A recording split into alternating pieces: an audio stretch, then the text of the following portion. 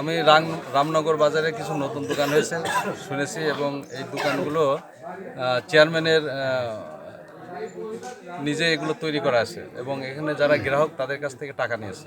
তো বাস্তবে আমি যেটা শুনেছি যে অনেক লোকের কাছ থেকে টাকা নিয়েছে, কিন্তু দোকানের সংখ্যা কম। সেটা বাস্তবে এসে আমি এখানকার উপস্থিত লোকজনের কাছে জিজ্ঞাসা করলাম, তো তাদের কাছে জানলাম যে তারা দোকান হলো 36টা, নিয়েছে প্রায় 80 জনের মতো কাছে লোক টাকা।